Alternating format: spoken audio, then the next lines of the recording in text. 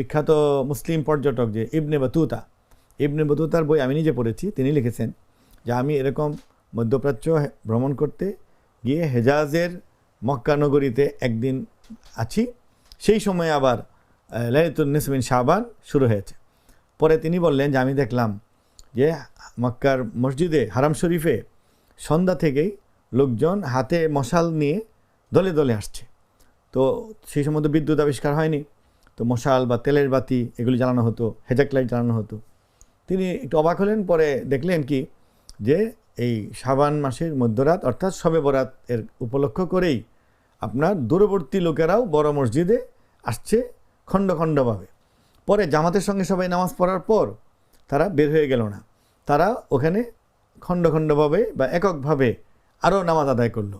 বেশ কিছুক্ষণ তারা নফল আদায় করলো, কেউ তেলাওয়াত করছে, কেউ জিকির করছে। তিনি একটা উৎসবের মতো তাকে মনে হলো। তারপর তিনি লোকজনকে জিজ্ঞাসা করলেন, তারা বলল যে হ্যাঁ, এটি মসজিদেও যেমন হচ্ছে, মহিলা অঙ্গনে হচ্ছে, ঘরে বাড়িতেও হচ্ছে, এবং সেটা ছিল। এখন আপনি আমাদের উপমহাদেশে এগুলি চর্চা বেশি, যেমন আমাদের দেশে তো আপনার তাহাজ্জুদের চর্চা তো বেশি, আমাদের দেশে দাড়ি রাখার মুসলমানের সংখ্যা বেশি, আমাদের মহিলারা পর্দানিসীন বেশি, নফলের উপর আমল বেশি, মিসওয়াকের উপর আমল বেশি, অনেক কিছু আমাদের কিন্তু বেশি আছে, যা আপনার আরব দেশগুলিতেও নেই। তো এটি মনে করতে হবে যে আমাদের দেশে চর্চাটা ভালোর দিক থেকে ইতিবাচক। আরেকটা হলো যে আমাদের ওলামায়ে কেরাম 200, 400, 500 বছর যাবৎ এই নফল, সুন্নাহ ইত্যাদিকেও গুরুত্ব দিয়েছেন যেন ফরজ ঠিক থাকে।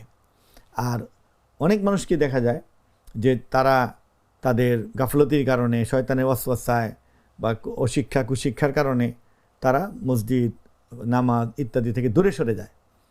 আর লাইলাতুল নিসফ মিন শাবান এই শবে বরাতকে কেন্দ্র করে দেখা যায় যে অনেক সাধারণ বেনামাজি লোকরাও এদিন আসে মসজিদে, তারপর যুবকরা আসে, তরুণরা আসে, ঘরে মেয়েরা দল বেঁধে নামাজ আদায় করে, তারা হিজাব পরে এদিন একটা ধর্মীয় আবহের মধ্য দিয়ে কাটায়।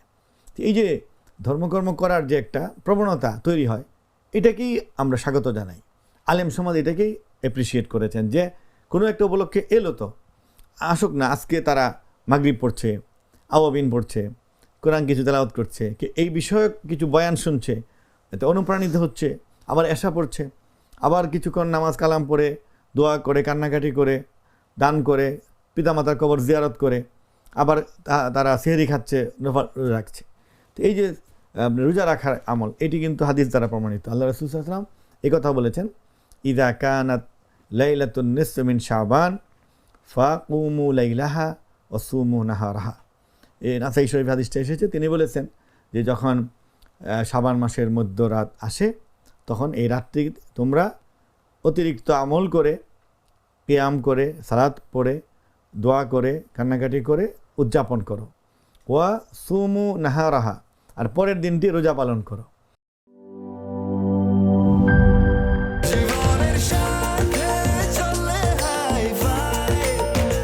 স্বাস্থ্যকর অল টাইম ফ্যামিলি কেক, সব সময় অল টাইম হেলদি লাইফ।